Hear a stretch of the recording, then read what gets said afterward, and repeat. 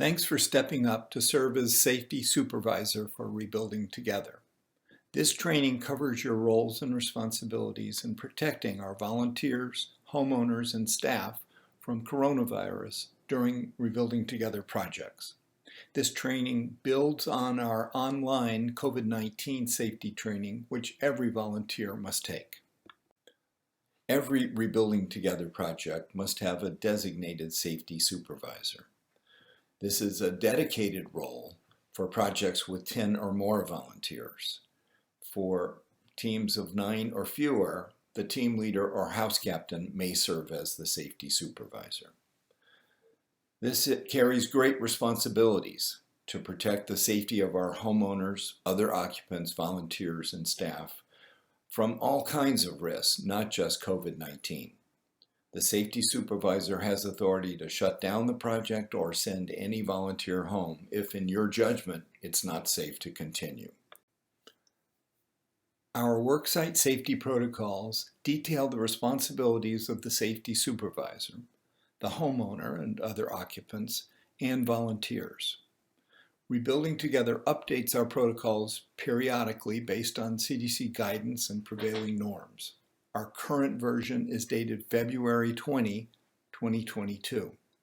You should rely on and refer to these protocols to ensure compliance throughout the project. Rebuilding Together will give every safety supervisor a bin of personal protective equipment. Here's some of the contents: masks, respirators, gloves, eye protection, along with a list of the contents. Here's some additional items in your PPE bin. If you do run out of anything, please contact John Armstrong of our staff to get resupplied. On the day before your project, you'll need to contact the homeowner to confirm that it's safe to proceed with repairs. You should check for any risk factors related to COVID-19, whether anyone has tested positive or been exposed to someone with COVID-19, or whether any occupants have symptoms such as fever, cough, chills, etc. If you identify any risk factors, you should contact Rebuilding Together staff and postpone the project.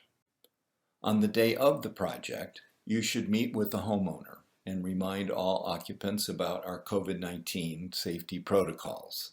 They should already have received a copy, but provide them another if needed. Emphasize the importance of maintaining distance from our volunteers and wearing a mask whenever our volunteers are working inside. And work with the homeowner to designate a bathroom for our volunteers to use. As always, we have paperwork to be completed. Homeowners should have already signed both our homeowner agreement and the COVID-19 acknowledgement and release. Make sure every occupant signs the COVID-19 form. And your team leader or house captain will ensure the homeowner signs the end of the day form after repairs are complete. Here's some key things to do to keep your volunteers safe. First, post the COVID-19 worksite safety protocols in a prominent place, such as on the front door. Have your PPE bin handy to supply whatever your volunteers need.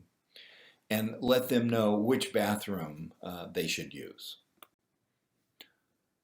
You should make sure each volunteer signs the attendance log. They should have already signed our 2022 volunteer agreement and COVID acknowledgement and release. Hold a formal safety briefing if you have more than 2 new volunteers or if your overall team has 10 or more. During the project, you should circulate around to ensure volunteers are following the protocols and provide reminders and suggestions for improvement. Failure to follow the safety protocols increases everyone's risk of COVID-19. In addition to the general safety with ladders, power tools, tripping hazards, etc., our COVID-19 priorities include wearing masks for both volunteers and occupants when doing repairs inside, and maintaining social distance as much as possible. The best practice is for volunteers to bring their own tools and use them. And of course, teams need to dispose of trash and construction debris safely. Rebuilding Together wants to empower our safety supervisors to use your good judgment to ensure safety, even if this requires shutting down the job or sending a volunteer home, if there's any situation that gives you concern. And of course, there's the paperwork. Work with your house captain or team leader to assure that all the paperwork is signed and submitted to Rebuilding Together expeditiously. Don't forget to turn in the attendance log listing all your volunteers. And don't forget to have your homeowner sign the end of day form. If your volunteers should turn in a volunteer agreement or COVID release, please pass these forms along to Rebuilding Together staff. Please inform Patty, John, or Don if anyone has been exposed to someone with COVID-19 or if any other safety concerns put anyone at risk. Thank you once again for stepping up to serve as a safety supervisor to ensure the safety of our homeowners, volunteers, staff, and contractors. If you do have any questions, please contact one of our staff.